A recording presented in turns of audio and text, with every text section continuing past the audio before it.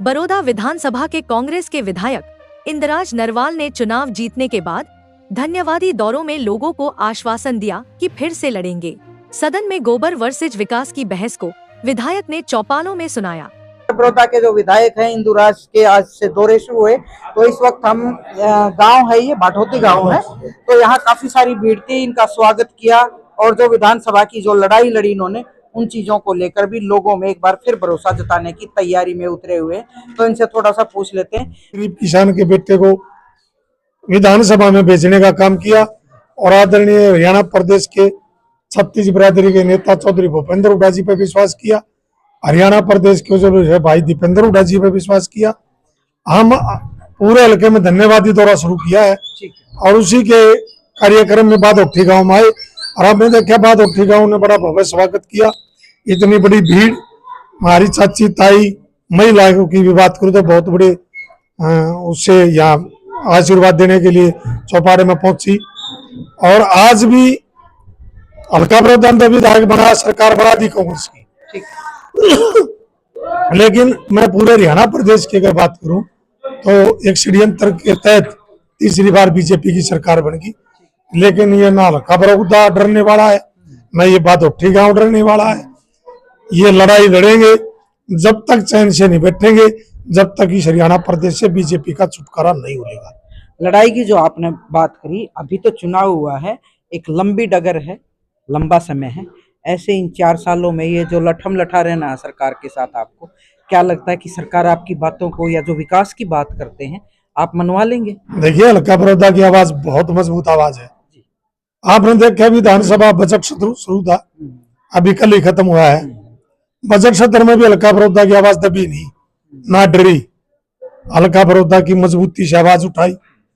IMT का कहीं जिक्र नहीं था। मैं आईएमटी पे पूछना चाह रही थी, कह रहे थे मेरे पास रील भी है आपकी, काफी सारी रील है आपकी। तो आपने जैसे आईएमटी की बात करी, बहुत एक जरूरी है, एक औद्योगिक क्षेत्र अगर बने, ये पिछड़ा हुआ है। सरकार ने आपकी बात को जोर दिया, आपने उन्होंने हाँ भर ली। लगता है उम्मीद की इस साल में, 2 साल में, 1.5 साल में कुछ। देखिए, मैंने जब आवाज उठाई हल्का बड़ौदा के रोजगार की बड़ी जरूरत है, पिछड़ा हल्का है, आईएमटी की मैंने बात उठाई, मुख्यमंत्री ने सदन में खड़े हो गए ये कहा है कि हम आईएमटी हल्का बड़ौदा में बनाएंगे। आप सब ने भी देखा है, हरियाणा प्रदेश की 36 बिरादरी ने देखा है। लेकिन इससे पहले 2019 में जब उपचुनाव था, आईएमटी की बात करें चाहे यूनिवर्सिटी की, वो चीजें आपने जब भी उठाई थी, चुनाव हो चुके हैं, फिर आप मतलब उनके साथ लड़ाई लड़ रहे हो। देखिए, कोई सी भी प्रदेश का सदन हो, चाहे देश का सदन हो, महासदन होते हैं, वहां कई बात अगर कोई पूरी नहीं करता तो इससे तो नहीं होनी चाहिए।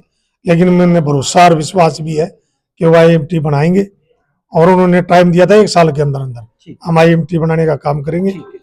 और इसलिए कहा कि हल्का बड़ौदा की ताकत थी। इस बार 70 में जो देखा, गोबर और जलेबी मिक्स कर दी और उसको लेके पूरे हरियाणा में चर्चा है। अब जब लास्ट में बजट का जो ये सत्र खत्म हुआ, तो क्या इस विषय पे विपक्ष ने ये बात रखी कि भाई ये सदन है, ये हमारे लिए बहुत पवित्र जगह है, क्या इन चीजों के लिए जगह है? देखिए, इन जो जलेबी, गोबर, सारा कूड़ा करकट मिलाकर बात करी गई, उस महासदन है वो, उसमें ये होनी नहीं चाहिए थी। वहां विकास की बात करनी थी, हमने करी, विकास की करी, रोजगार की करी, गोवाना के पश्चिमी बाईपास की करी, गोवाना जिला बनाने की बात करी। लेकिन पता नहीं उनका क्या विजन है, किस विजन से वो गोबर और जलेबी की बात कर रहे हैं। या तो उनके पास हल्के में कराने के लिए कोई मनसा नहीं है, वह अपने हल्के को में विकास कराना नहीं चाहते, उनसे मनसा तो वो बताए। लेकिन उस सदन में ये बात नहीं होनी चाहिए थी, ये शर्मसार करने वाली बात थी। वहां बात तो हरियाणा प्रदेश के विकास की, युवा की, किसान की, खेत की, महिला की, सुरक्षा की, शिक्षा की, स्वास्थ्य की, यह बात होनी चाहिए। सरपंच साहब, विपक्ष में बैठ गई है कांग्रेस तीसरी बार, और विधायक जी ने अभी दावा किया कि भाई हम अपने बड़ा जोर शोर से मुद्दे उठाएंगे और आपकी भी अपेक्षा है कि यही हमारा काम करे, क्योंकि आपके तो प्रतिनिधि यही हैं। क्या लगता है आपको? सबसे पहले सारिका जी, आपके चैनल के सभी दर्शकों को राम राम। और विधायक जी धन्यवादी दौरे पर आए, हमारे गांव में जोरदार स्वागत हुआ और जो भी हमारे गांव की मांग थी, डिमांड थी, जो भी समस्याएं थी, हमने सभी लिखित रूप में विधायक जी को दी और विधायक जी ने आश्वासन दिया है और हम मानते हैं कि विधायक जी इनको पूरा करेंगे और इन्होंने कहा भी है कि मैं इसको सबको पूरा करूंगा। हमारी जितनी भी मांगी थी सबको पूरा करने का आश्वासन दिया। विधायक जी का बहुत बहुत धन्यवाद करते हैं पूरे गांव की तरफ से। जी, बहुत बहुत शुक्रिया। देखते हैं कि इन दौरों में क्या क्या चीजें निकल के आती हैं। लोगों की जो मांग है, अगर वो लंबी चौड़ी मांग की एक लिस्ट बना दी तो विधायक जी कैसे लड़ाई लड़ेंगे आगे एक इस कठिन सी डगर पे, इनके लिए भी एक चुनौती है। बहुत बहुत शुक्रिया। नमस्कार।